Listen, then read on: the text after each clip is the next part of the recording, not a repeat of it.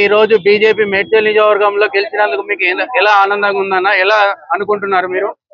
ఈ రోజు కేంద్రంలో నరేంద్ర మోడీ గారి ఆధ్వర్యంలోనూ, అదేవిధంగా అమిత్ షా గారి ఆధ్వర్యంలో, అదేవిధంగా తెలంగాణలో కిషన్ రెడ్డి గారి ఆధ్వర్యంలో, రాష్ట్ర అధ్యక్షుల ఆధ్వర్యంలో భారీ మెజార్టీతో మన తెలంగాణలోనే బీజేపీ అభ్యర్థులల్లా మన ఈటల రాజేందర్ గారు దాదాపు 3,86,000 మెజార్టీతో గెలుపొందడం జరిగింది. ఇంతవరకు ఎప్పుడు కూడా కానీ విని ఎరగని రీతిలో కూడా ఇక్కడ కనీసం అసెంబ్లీ కూడా ఒక్కసారి పోటీలా ఉప్పల్లో గెలిచినటువంటి సందర్భం. అటువంటిది ఇలా 7 కాన్స్టిట్యూన్సీలు ఉన్నా సరే, అయినా సరే భారీ మెజార్టీ ఈ ప్రజల తీర్పు, అదేవిధంగా నరేంద్ర మోడీ గారి మంచితనం, ఆయన చేసినటువంటి అభివృద్ధి పనులు, సంక్షేమ పథకాలు, అదేవిధంగా దానికి అనుగుణంగానే మన ఈటల రాజేందర్ గారు కూడా చాలా సౌమ్యుడు, ఉత్తముడు. ఆయన రాష్ట్ర నాయకుడు. ఆయనకు చెప్పాలంటే రాష్ట్ర నాయకుడు. ఆయనకు సరిపడే నాయకులే లేరు. ఫ్యూచర్ రాబోయే రోజులలో సీఎం అభ్యర్థి, సీఎం కూడా కాబోతున్నాడు. ఆయన తప్పకుండా సీఎం అభ్యర్థి అన్నగారు. మేడ్చల్ నియోజకవర్గంలో నాగారం మున్సిపాలిటీలో చైర్మన్ చంద్రారెడ్డి గారు బీజేపీలోకి రావడంతో ఊపందుకుందని చెప్పేసి స్థానికులు అంటున్నారు.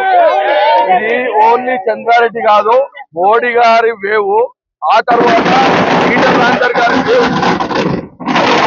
ఇక్కడ తెలంగాణ రాష్ట్రం కానీ, ఇక్కడ ఏ రాష్ట్రంలో కానీ, మొత్తం కేంద్రంలో, మొత్తం ఢిల్లీలోనే కానీ, దేశంలోనే కానీ, భారతదేశం అంతా కూడా నరేంద్ర మోడీ గారి నాయకత్వం అందరూ కూడా ప్రజలంతా ఏకీభవిస్తున్నారు, బలపరుస్తున్నారు. మేడ్చల్ నియోజకవర్గంలో 37 లక్షల ఓటర్లతోటి అధిక మెజార్టీతో బీజేపీ ఉందని చెప్పేసి అది 100% కనివిని ఎరగని రీతిలో ఇక్కడ పార్లమెంటు ఏర్పడి నుంచి కూడా గతంలో 14లో చామకూర మల్లారెడ్డి గారు 28,000 చిల్లర మెజార్టీతోటే, తర్వాత రేవంత్ రెడ్డి గారు 10,000 చిల్లరతోటే, అటువంటిది అలా కనివిని ఎరగని రీతిలో 3,86,000 ఓట్ల మెజార్టీ తోటి అసలు ఇక్కడంటే నాట్య జోక్ కాదు, చెప్తున్న కని విని ఎరగని రీతిలో ఆయన ఒక ఉద్యమ నాయకుడు.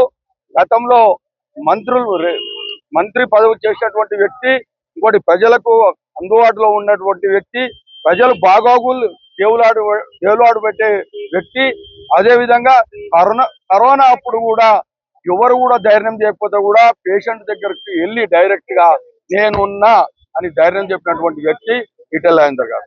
అందుకనే కూడా ఎక్కడ పోయినా, నేను కూడా నాగారం మున్సిపాలిటీలో తిరిగినప్పుడు ఏ వాడకు పోయినా, ఎక్కడ పోయినా నాకు చెప్తుండే వాళ్ళు.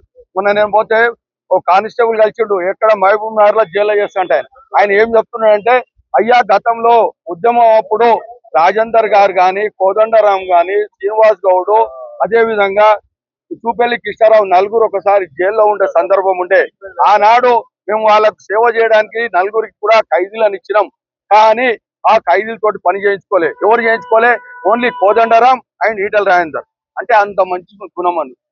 వేరే వాళ్ళు అయితే ఖచ్చితంగా వాళ్ళు అన్ని సేవలు చేయించుకున్నారట. అంటే అటువంటి ఇట్లా చెప్పుడు పోతే ఎన్నో. అంటే ఇప్పుడు ఈటల రాజేందర్ అన్న ముఖం చూసేసి ఇంత మెజార్టీ తోటి వచ్చిందంట. గ్యారంటీ అది. నీవు ఈటల రాజేందర్ గారు మల్కాజ్గిరిలో నిలబడకపోతే గెలిచే లేదు. అది గ్యారంటీ చెప్పొచ్చు. సమస్య లేదు.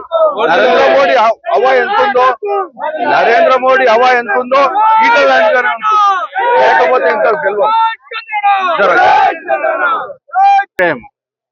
నేను దాదాపు 4-5 నెలల నుంచే నేను సర్చ్ చేస్తా ఉన్నా.